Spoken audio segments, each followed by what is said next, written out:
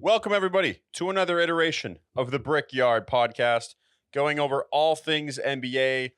We have the NBA Finals going on here, entering Game 3. We got the Lakers head coaching fiasco. NFL, we go over the AFC and NFC South, and a whole lot more. You're not going to miss it. Yeah, and we had the NBA Finals finally kick off, which felt like a month in between the conference finals and the actual NBA Finals. Everyone was anticipating this, and the interesting thing about it was I picked the Celtics to win in 6. I believe you picked them in 7.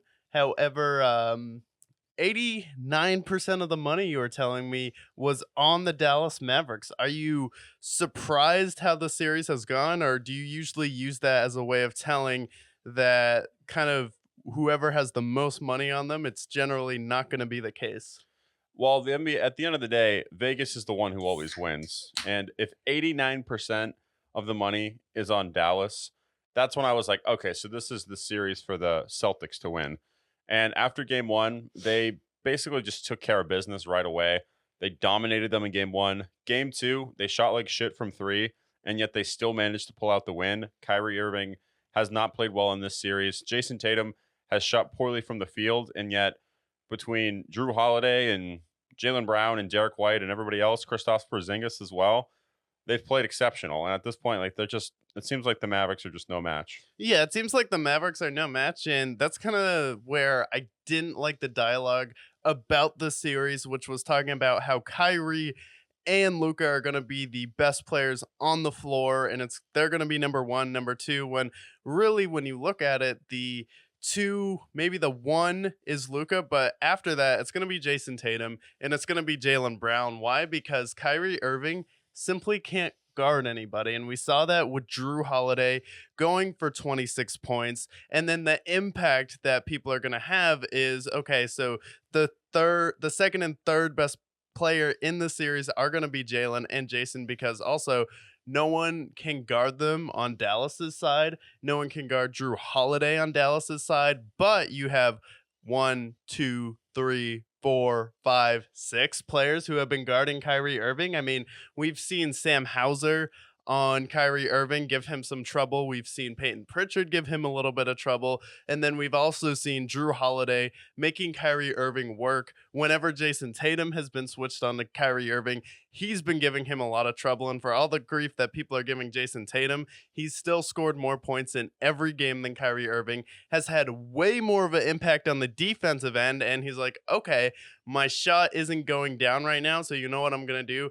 Go out there and get 12 assists for a player we really never really saw. I feel like people never really look at Jason Tatum as a facilitator, and this is where we've seen him grow and elevate his game this year. Is he's noticing, okay, I don't need to force the issue. I don't need to turn the ball over when I get a double team.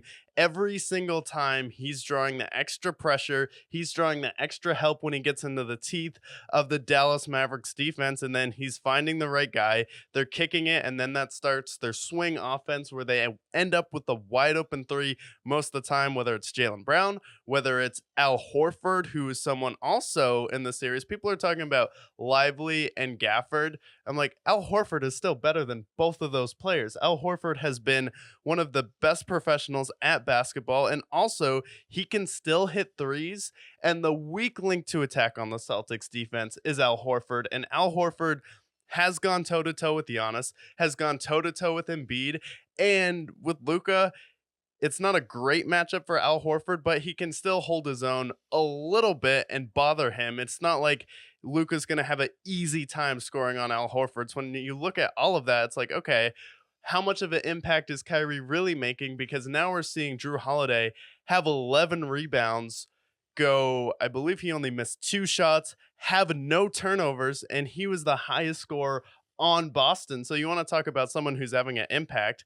Well, Drew Holiday is guarding Kyrie Irving, and he's also dropping 26 points very efficiently without turning the ball over, where Kyrie Irving can't play defense and he can't really score in this series as of right now.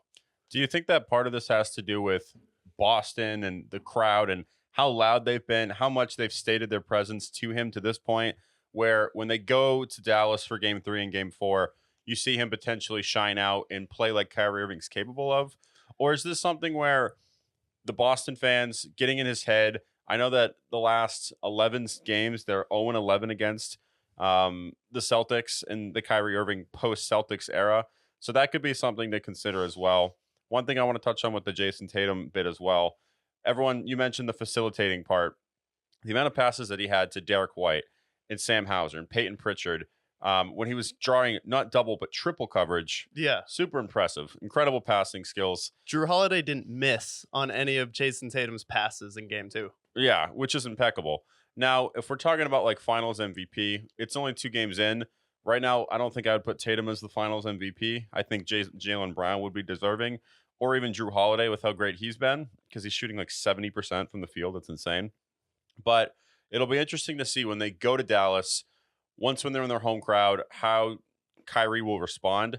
I don't think that it'll still be enough for them to go over the hump.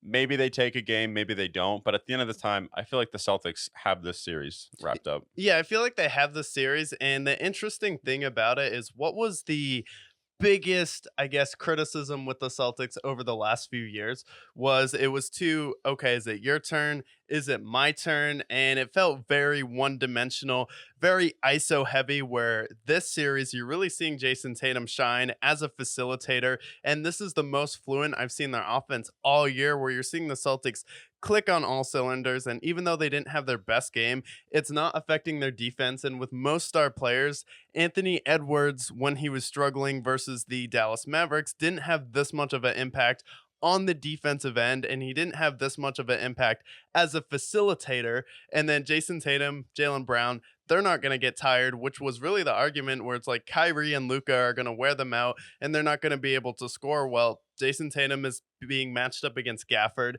Jason Tatum is taking out Blake Lively, and Boston is focused on taking away the corner three for Dallas and taking away all of the lobs. And their strategy is basically, hey, Luka, if you want to get into the lane, we're just going to funnel you into the lane. If you want to take a turnaround jump shot every time, if you want to work really hard to get a bucket, we're fine living with that. But we're not going to let you have any corner threes. And we're going to make all of your role players hit tough threes. Even if they're open, it's still above the corner. And then we're not going to have any of those easy alley oops. And then we're also have Drew Holiday and Derek White on Kyrie Irving, which is kind of a brilliant strategy. And Dallas, honestly, the series reminded me of what Boston looked like, where it's too dependent on two players and it's very just ISO heavy and there's no real fluidity to their offense at all. It's okay. It's Kyrie Irving and then Luka, which you're doing Boston a favor if you're going to continue to play that way. Yeah, absolutely. And I feel like their strategy, at least in game 2, it felt like, and it was like this in game 1, where they let Luka cook in the first half, right? This last game he had, I believe, 27 in the first half, and he was going parabolic. 29. Yeah, 29 in the first half. But then you look what he finishes with. Third quarter, fourth quarter, he only had 3 points to his name. So wearing him out. So by the time the fourth quarter comes around, if it's a close game, Luka's just exhausted by the end of it. And then if you can take Kyrie out of the game, you can't really rely on these PJ Washingtons of the world, the Daniel Gaffords, the Maxi Klebers of the world. Like, once when you take Luka out of the game, pretty much that entire team, you can't really rely on anybody else, especially Yeah. with the way Kyrie's played. So their strategy's been excellent.